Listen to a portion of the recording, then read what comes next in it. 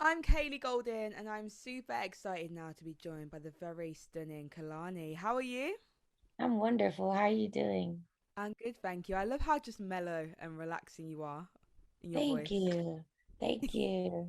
It's okay. It's okay. It's a little bit Um, of the lost my voice from my birthday festivities adding on to oh, really? How was your birthday? it. How was it all? It was great, yo. It was 2 days of just my best friends, a lot of alcohol, and a lot of like heartfelt moments. So I'm definitely in recovery mode still. So Do you know what I do love though? When you're on a night out and everyone's had a bit to drink, and you really do have that heartfelt moment, and you just start talking about all sorts. everyone's like, no, I really love you. They're like touching each other's face, like, you're just the best. I could never do this without you. It's my favorite. It's my favorite too. Do you do the talking as well? Oh, I'm the talker.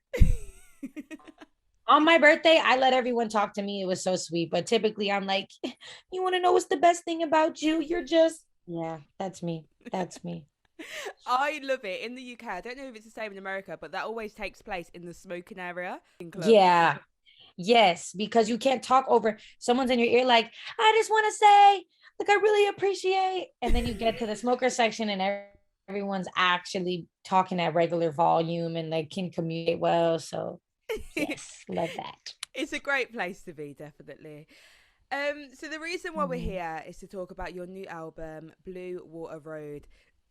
It's out now. How do you feel to know that it's out, it's complete, you've done it? How does that feel? Man, it feels like it's not even real because this album was made so quickly. Like we made this album in a couple months and Wow.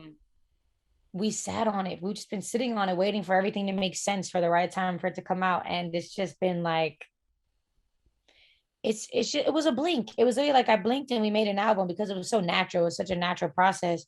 So we're all just me and my producer even had dinner last night. We were like, I can't believe it's actually coming out in a couple of days. Like this is actually like blowing my mind. So I feel good. I feel at ease. I'm just ready for people to like feel how they feel about it and take what they take from it. And just, I'm ready to go on tour.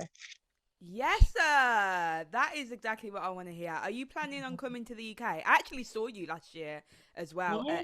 at Yam Carnival. I know it was a bit, but I saw you. I was still living for the time that we had with you. I was very much living. Well, I wish I got to get my full show, but we had a fun little time for the 10 minutes I was on stage. But are you planning to come to the UK on the tour? Absolutely. I'm going to come to the UK every single time I travel anywhere. It's my second biggest market, London specifically. And I'm endlessly grateful for how well I'm received over there. I have friends, I have family over there. I have so much love over there. So I'm coming every time guaranteed for sure. Yes, I didn't know that you had family in the UK. Well, family I've created out of friends. Like I have best friends in London that I literally am like, you guys, like if I moved to London, it would be for you guys. Literally. That's how deep I Wow. love these girls. So I love that. And listen, Londoners would love you to move to London. I know every single time they try to get me to stay, they're like, you should just stay. Like you're making your way around here. You start to know the streets and shit. I'm like, yeah. You heard it here first. We are kidnapping Kalani and bringing her to the UK, and she ain't going home. There we go. There's some amazing collaborations on the album, including Blxst, Justin Bieber, Syd. How do you select those people then, especially in such a short space of time within making that album? I just pick people that I really admire for people for not just their art, but most of these people are friends to me. All these people are friends to me. These are people I personally reached out to and was like, I love you. I love your work. I love what you stand for. I love what you do.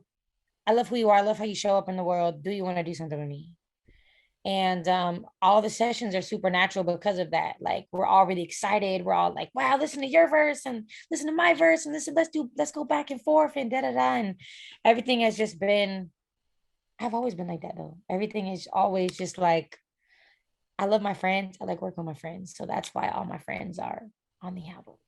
Yes, I love that. Because to be fair, I feel like sometimes with music, you can tell when it's forced as well. Yeah, absolutely. I've had some songs that were spoon fed to me, and I was like, you can fucking, sorry for all the cuss words. I'm like, you can so tell that this is not what I thought about in my own brain. You know what I mean? You can tell this is not what I wanted. And I don't put any energy behind it. I don't promote it much. I'm just like, just It's doing all right. it I'll do good, okay. So, definitely, definitely, definitely. And the reason why I think your music is so beautiful and a lot of people can relate to it is because a lot of it is surrounding love. And so far, what would you feel like your biggest lesson then has been within love?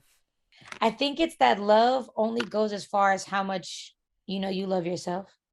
Um, and that's completely different from the statement that you can't love anybody until you love yourself. Because I think I used to push that heavy, but it's you can love people while you don't love yourself, but the extent of how deep that love goes is only as deep as the love you have for yourself. And I think now that I'm finally at a place where like I really love myself, I really have tended to myself, I really have worked to become the person that I am, that I'm absolutely obsessed with, can I experience the depth of love that we talk about and dream about and romanticize about. So that's my lesson.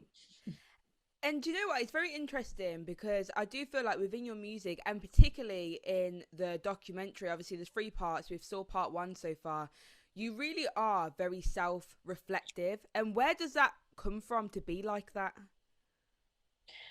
My therapist, um no bullshit. My therapist, my environments, the groups that I'm around, the people that I'm around, like we just hold each other to such a standard of like growth at such a fast rate that we're always drawing things out of each other. And I also just know that I am not going to get anywhere if I don't get uncomfortable and like do these reflections and get to the bottom of things. And shout out my therapist too, because my therapist is literally like, well, okay, but why? And where did that come from? And maybe did you think about it like this? So now I'm out of therapy in everyday life, doing my therapist analyzings, and I'm going, but why? And but why did you do this? And what was the reason? And what it was, is it making you do something you don't really actually want to be doing? So shout out to healing. Yes, yes. And the thing is, like me personally, so I'm waiting to go to therapy, and I think there's a lot of people, especially like within our generation, that's like, okay, now is the time to go to therapy. So if someone is questioning it, not knowing whether to go for it, what advice would you give them? I would say that at no point, it's like having a child. Like people always say, I want to wait till I'm ready. And I'm like, even when you think you're ready, you're not ready. Like there's no point in being ready. The sooner you just take the leap. The thing is with therapy is we're all taking a leap, but there's a guarantee that you're going to be caught. There's a guarantee that something is going to catch you when you leap. So stop being afraid of it. There's no reason to wait, because just existing in this world the way it is during these times, we're all traumatized. All of us need therapy from something. And you can tell your therapist, and this is also the biggest advice I would give, is you can dictate how you want your therapy to go. I didn't want to sit and tell somebody my life story for the first week of getting to know them. My therapist said, I don't want to know that. You don't have to tell me that. Tell me how your week was. Tell me what you did in your week that maybe you wanted the situation to go differently. I'll give you the tools for that. And naturally, over time, little parts of my life story started to come out and come into play. But she would just listen to my week and tell me how to handle it better. So then, if the same thing came up the next week, I had the tools to apply it the next week. It is the single best thing I've ever done for myself in my entire life. Wow. It sounds incredible. I'm excited. You're making me excited for it. You should go do it. I'm gonna do it. And how then has since going to therapy, how do you think that's helped your music, if it has? Oh man, I mean, it's made me so self-reflective. I think even on this album, there isn't so many moments of like, this is just who I am, and these dark moments are. I feel like I've been through those phases already in my past. So just like self-righteousness, or even victimization, or even just like not assessing myself. You know what I'm saying? I've been very daggery and stabby with my words. I've been so like, on this one, I'm just like really at a peaceful place because I've really already gone through the processes of just like intense, like avoiding doing the work. And now that I'm doing the work, I feel like it's showing in all areas. You hear the development within each project that you release, and it's just so special. And let's talk about the name then, Blue Water Road. So that is an actual space, isn't it? It's an actual place. Yeah, it's an actual street in Malibu where we started making the album and then we continued it making it down the street. But it just felt like we were coming every day to the studio to make this thing that was becoming its own world. And what better way to invite people into the world than to actually invite them to the world? Yeah. So that's why we kept the title. It was a joke at first, like, well, it just feels like Blue Water Road. It's gonna feel like that forever. And then by the end of it, we were like, this is still Blue Water Road. Do you know what? It's interesting because I know that it's an actual place, but even when I heard the title, it did generally just make me feel like the color blue, water, and there's that freeness within that. It is. I mean, it's crazy because I fell in love with the color blue because of this album. Before I was kind of just like, like I know my favorite color is orange. My favorite color might have changed making this album, but I think that it speaks even to like, I mean, Malibu's on the ocean. We made the album with the view of the ocean, just like the vastness. I feel like this album is really vast in just how big the emotions are. They're really, really big feelings. And I feel like it just is encompassing everything that we were feeling, like everything me and the producer and people who were coming to work on it was feeling. Like it felt different stepping into that studio. I was like, oh, we've got a little atmosphere going for sure. Oh, wow. Wow. Let everyone know where they can check the album out. You can get the album on any streaming sites, Kehlani.com for all of my links. Go check out the 3 episodes of the Blue Water Road documentary, Road Trip, Blue Water Road Trip. And I just hope that you take what you take from it and, give it to someone else and they take what they take from it. Just keep paying it forward. Oh, thank you so much for chatting to me. Thank you. I appreciate it. Kaylee Golding.